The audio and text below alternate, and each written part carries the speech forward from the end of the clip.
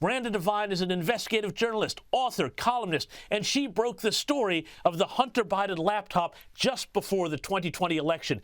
This was a story so explosive, it was censored by big tech and the media because they didn't want it to throw any votes Donald Trump's way. And the whole thing was smeared as Russian disinformation, even though we now know that the contents of the laptop have been verified. Miranda Devine, thank you so much for joining us from New York on the inaugural premiere debut episode of The U.S. Report. Thanks so much for having me, James. What an honor. Well, it's great having you here as the very first guest on the very first show, Miranda. And let's talk about Hunter Biden, the gift that keeps on giving. Now, I want to play a voicemail that's recently emerged from the laptop that dates back to 2018. Let's have a listen. Hey, Palace Dad, it's 8:15 on Wednesday night. If you get a chance, give me a call. Nothing urgent. Just want to talk to you. I thought the article, at least the thing online, that's going to be printed tomorrow in the Times, was good. I think it's clear. Now, Miranda, walk us through this. Why is this voicemail so significant? I mean, if the president is saying Hunter is in the clear, he's in the clear from what exactly? Exactly, James. This is Joe Biden's own voice. He's calling his son to say how relieved he is, basically, that this New York Times story that had just come out in December of 2018, looking into the links between the Bidens and a Chinese energy company, really had very little in it. The thrust of the story was about the energy company and its shadowy chairman, who was Hunter's partner. But at that stage, the New York Times did not know all the links. All they knew was that when one of the executives of this company, Patrick Ho, was arrested at JFK Airport, the first phone call he made was to Uncle Jim Biden, Joe's younger brother, Hunter's uncle. And that was the first public knowledge that anyone in America had that there was something shady going on between the Chinese and CEFC. And Patrick Ho, of course, was arrested on bribery charges.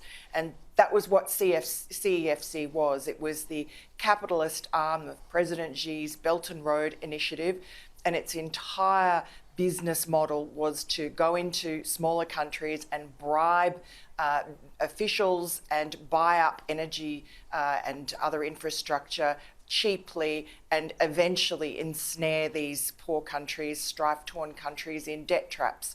And they were using the Joe Biden name, because he was then vice president, to get into these countries, to open doors and sort of add an air of respectability to their shady enterprises. And of course, they were willing to pay, and did pay, millions of dollars to the Biden family to just be able to use their name. Now, Joe Biden always maintained that he didn't know anything about his son Hunter's business dealings. This is voicemail's one example of how he did know. He had full knowledge. He was involved in it. So and now, you know, we had in the laptop, and we had, you know, the comments about 10% for the big guy. Well, this would seem to put that potentially in a new light if Biden knew what his son Hunter was up to, and if indeed he was the big guy in all these transactions. Yes. Yes, look, it's pretty much proven now. Tony Bobulinski, Hunter's former business partner, numerous documents in the laptop show that Joe Biden was the big guy. That was how he was referred to. Mm-hmm. And then there is this email about this deal, this joint venture with CEFC, the Chinese company, where 10% is being reserved for the big guy, Joe Biden. And look, Joe Biden, there's other evidence. You know, he met with numerous of Hunter's business partners from China, from Russia, from Ukraine, from Kazakhstan, from Romania, Mexico. He was intimately involved. He invited them to his vice presidential residence. He had dinner with them in Georgetown in an Italian restaurant called Cafe Milano. He even flew Hunter on Air Force Two to go and meet his business partners in China and Mexico and elsewhere, and met with them himself. He was involved very heavily, and there is evidence that he profited as well because Hunter was paying some of his bills. Hunter also complains bitterly about having to fund the entire extended family, having to pay for everything, and giving half his salary to his father.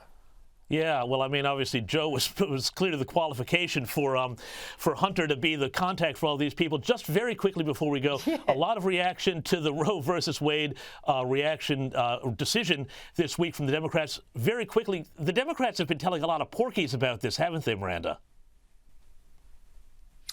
They have. I mean, it's as if you said correctly, the sky is falling in. All this has done, the Supreme Court has just sent the decision about regulating abortion back to the states. So most cases there'll be no difference. In Mississippi, which was the case involved in the Supreme Court decision, it's abortion until 15 weeks. America has the most extreme and unfettered abortion laws, and it's I think that it's democratising it, but they think that this is a way that they're going to get more turnout at at the end of this year and also in 2024. And Miranda brings up the question, of course, why are Democrats so afraid of democracy? But we're going to have to leave it there for this week. Thank you so much for joining us, Miranda Devine from New York.